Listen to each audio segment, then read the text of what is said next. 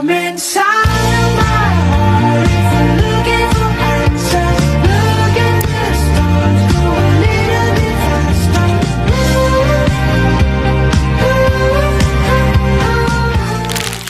Sebelumnya, selamat sore Ibu. Kami perwakilan dari Akademi Pariwisata Mandala Bakti yang mendapatkan tugas observasi di Zikna Kampung Batik. Perkenalkan, saya Alfiona Bunga Monica. Ini teman saya, Tania Wardani. Saya Fabian.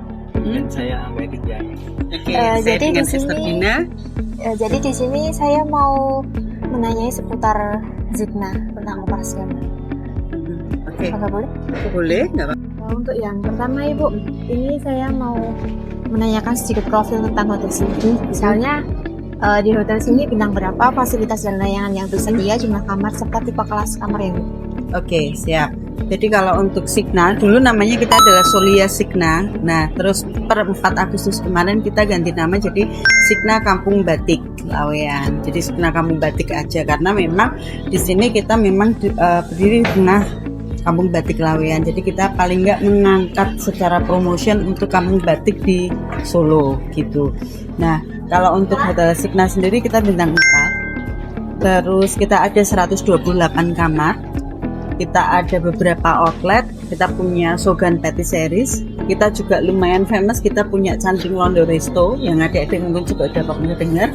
Kita punya juga ada coffee shop namanya CNL Cafe. Jadi coffee shop ini memang untuk umum dan harganya lumayan murah. Di situ juga biasanya kalau misal adik-adik suka gula bisa lihat di situ. Jadi kita ada nobar juga, kecuali nobar yang Indonesia ya, memang kita nggak boleh ke Indonesia, kita nggak punya izinnya. Jadi kalau ke Inggris kita bisa, kalau ingin nonton di situ. Kita punya senja pool, karena kita punya fasilitas ada pool, ada gym, pool di lantai 10, gym juga di lantai 10. Jadi kita punya outlet juga di lantai 10 namanya senja pool. Untuk tipe kamar, dulu kita hanya ada 4 tipe, deluxe, 3 tipe, deluxe, executive, sama junior suite. Nah sekarang kita punya tipe deluxe, deluxe premier, Signa room, executive, junior suite, canting suite, yang nantinya 2026 kita bikin kids room. Jadi ada 7 tipe kamar. Kalau sementara masih ada 6 tipe kamar. Itu ya, total kamar ada 128 kamar. Seperti itu. Selanjutnya untuk visi misi hotel dalam menjalankan operasional dan pelayanan terhadap tamu. Oke, visi misi adalah kita itu kalau dulu namanya Signa itu adalah, jadi kita memang istilahnya punya satu tujuan bahwasanya kita menjadikan hotel yang terbaik di kota Solo. Makanya kita punya slogan higher than ever. Jadi hotel yang memang secara review kita harus lebih baik dari hotel lain gitu. Seperti itu sih kalau untuk visi misi kita gitu. Kalau untuk kegiatan pemasaran dan penjualan, departemen yang menangani hotel ini yang bertanggung jawab dan adalah memang kalau untuk masalah penjualan kita di sales marketing. Sebenarnya sales marketing itu kan memang satu departemen, tapi dia ada 2 divisi, sales sama divisi marketing. Nah, divisi marketing itu adalah divisi yang pemasaran. Jadi memasarkan, kita ada pemasaran bisa lewat online, kita bisa yang sekarang memang pakai Meta. Nah, kita juga ada Instagram, kita juga kerjasama dengan content creator. Secara itu kita juga kerjasama sama media gitu. Secara sosial media kita juga bekerja sama. Seperti itu. Kalau secara sales kita punya promotion, kita bikin wedding expo, kita ikut table talk. Table talk itu adalah mengundang travel agent untuk datang di tempat kita, terus kita nanti showing kayak gitu. Itu namanya. Ibu, sebelumnya izin menanyakan beberapa pertanyaan. Untuk yang pertama, apa saja tugas dan tanggung jawab utama dari bagian marketing di hotel ini? Oke, yang seperti saya sampaikan, sebetulnya sales sama marketing itu beda. Jadi adik-adik mulai saya tanamkan bahwa sales marketing itu adalah sales sendiri, 2 divisi.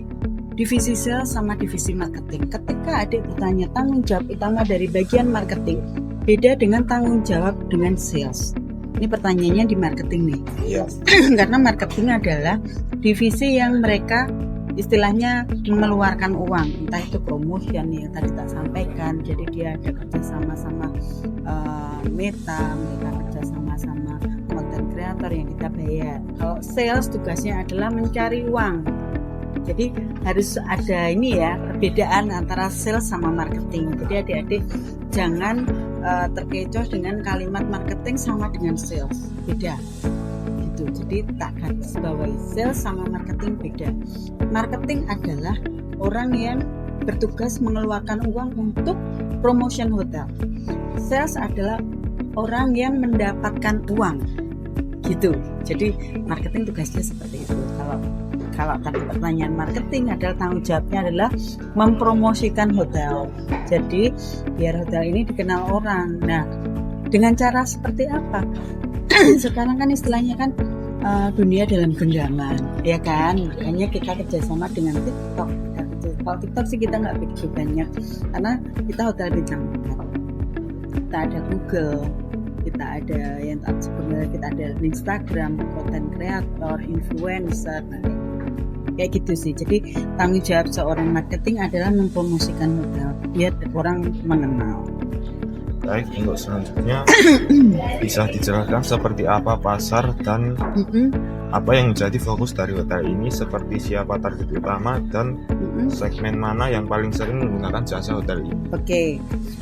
Secara segmentasi, jadi segmentasi hotel itu ada segmentasi government, ada segmentasi corporate, ada segmentasi travel agent. Jadi ada istilahnya kita punya namanya market segment ya kalau di hotel, ke segmen government, corporate, travel agent, terus website, terus ada juga online travel kayak OTA. Online travel itu adalah kayak Traveloka, tiket.com, nah kayak gitu. Nah sebetulnya karena kita itu meeting roomnya banyak, jadi adik-adik bisa ngelihat nih, ketika hotel meeting roomnya banyak, berarti target marketnya adalah government, yang istilahnya kalau kita sebutnya adalah MICE, MIC. MICE itu adalah mereka yang menggunakan hotel untuk meeting. Gitu. Nah, target segmentasi kita sebetulnya government, cuman karena government kondisinya lagi seperti ini, ya kita harus berbalik arah, cari mana yang memang potensial untuk di hotel mengadakan rekrutasi seperti itu. Jadi kita memang secara segmentasi lebih fokus ke segmentasi government. Baik, untuk selanjutnya menurut Ibu, keunggulan dari hotel ini dan ciri khasnya itu dibandingkan dengan hotel lain itu apa aja? Ya, keunggulannya adik-adik bisa lihat di Solo mana ada hotel yang punya balkon, ada kan?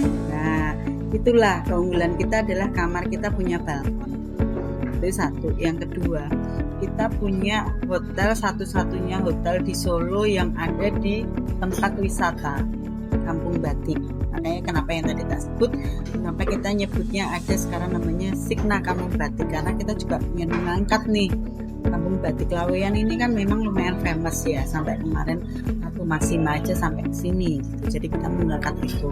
Terus hotel yang connect dengan resto yang lumayan sama-sama alhamdulillah lumayan ramai. Jadi keunggulannya kita seperti itu. Terus kita juga punya Ranting Rondo Resto ini kan termasuk salah satu cagar budaya Solo. Jadi yang nggak boleh kita rubah.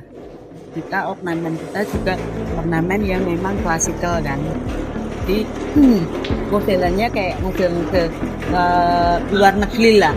Seperti itu. Jadi keunggulan kita itu satu-satunya hotel di Solo yang punya balkon. Mungkin untuk dari saya cukup. Oke.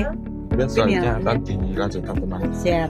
Produk atau layanan apa yang paling besar kontribusinya terhadap pendapatan di hotel? Oke, kalau sebetulnya untuk produk atau layanan apa yang paling besar kontribusinya di hotel, seperti tadi yang sudah tak sampaikan, karena kita segmentasinya adalah government dan kita hotel MICE yang tadi sudah tak sampaikan juga, ada bisa lihat ketika di hotel dia banyak meeting room, berarti kontribusi utama pendapatan yang kita harapkan adalah dari meeting, gitu. Selain kamar. Jadi kalau misal dibikin prosentase nih, Karena kamar kita ada 128 kamar, meeting roomnya kita ada 11, berarti prosentasenya adalah 40% kamar, 60% meeting mice. Menurut selanjutnya, bagaimana cara hotel ini membangun dan menjaga citra atau branding di mata masyarakat dan tamu? Oke, cara hotel membangun dan menjaga citra atau branding di mata masyarakat dan tamu. Ada ketika melihat sesuatu. Oke, kita lihat dari Shopee misal. Ada mau beli barang di Shopee. Apa yang ada lihat? Produknya dan kualitas. Enggak. Bintang review. Betul, rating.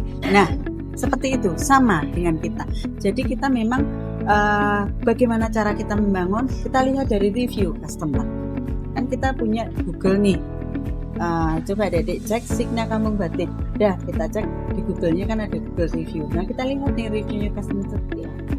Orang lihat itu dari review, ya kan? Review akhirnya penasaran. Nah jadi yang harus kita jaga adalah review customer. Review customer pastinya balik lagi ke servis kita. Gimana servis kita baik? Pasti review itu baik. Ketika servis kita jelek, review itu akan jelek. Simple. Terima kasih ya. Oke. Bagaimana hotel ini memastikan kepuasan tamu selama menginap? Balik tadi, review. Jadi rating itu penting. Jadi rating itu memang penting. Kita punya kerjasama dengan online travel. Kita punya Agoda, tiket.com, Traveloka. Mereka ada review untuk customer.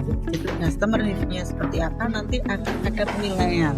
Jadi penilaiannya 5 atau 4 atau 3 atau 6 atau 8 atau 9, itu automatically mereka dari situ gitu, automatically review dari situ. Nah dari situlah kita bisa melihat hotel ini seperti apa sih, hotel ini bagus apa enggak sih, itu dari rating itu. Makanya ketika mungkin ketika di FO, di front office, nanti ngelihat di situ ada review dari Agoda 9.8 atau 8.7. Nah itu adalah review dari customer. Itu memastikan kepuasan pelanggan, kepuasan tamu dari review itu ratingnya. Untuk selanjutnya, apa strategi hotel dalam mempertahankan pelanggan agar tetap loyal dan kembali menginap? Siap. Oke, apa strategi hotel dalam mempertahankan pelanggan agar tetap loyal dan kembali menginap? Istilahnya kita maintain repeater ya. Namanya orang kembali, pasti namanya kita sebutnya repeater guest. Nah, repeater guest ini kita punya istilahnya pillow, guling. Kita kasih nama. Kalau udah repeat sering kesini kita kasih nama. Misal kita kasih nama Bima, welcome back Mr. Bima, atau welcome home Mr. Bima. Ketika kita disapa masuk hotel, welcome home, rasanya gimana? Senang kan? Merasa kayak balik lagi di rumah. Nah kayak gitu, seperti itu. Jadi kita treatmentnya kayak gitu. Jadi orang akan merasa, oh yo aku balik lagi ke rumahku nih, bukan welcome back tapi welcome home. Wah kayak gitu sih. Oke. Terus Selanjutnya, apakah hotel memiliki target tingkat hunian okupansi setiap tahunnya? pasti karena bukan setiap tahun tapi setiap bulan. Jadi setiap bulan memang kita harus punya istilahnya budget target untuk okupansi hotel ini berapa. Jadi tingkat okupansi hotel kita target setiap bulan adalah minimal 76%. Minimal. Jadi harus lebih dari itu ya. Gimana caranya? Ya itu tadi, kita harus memperbagus review biar mereka balik lagi ke 76% itu berarti dari 128 dikalikan 76%. Berarti harus berapa per day? 128 kamar. Misal nih 30 hari, 128 kalikan 30 hari, totalnya berapa? Hitung ya. Misal nih 128, misal kita ngitungnya per month kan. 128 dikalikan 30 hari, 3.840. Misal target saya ada 78%, dikalikan 78%. Berarti kita harus minimal 2.995 kamar per bulan. Minimal penjualan kita per bulan harus segitu. 2.995 dibagi 30, let's say ya, berarti per hari harus berapa? Dibagi 30. 99 kamar atau 100 kamar minimal minimal harus 100 kamar per hari. Jadi cara penghitungannya gitu, secara okupansi. Jadi dikalikan dulu jumlah kamar, dikalikan berapa hari, okupansinya berapa bulan. Jadi nanti dibagi lagi 30, berarti per hari harus dapat berapa?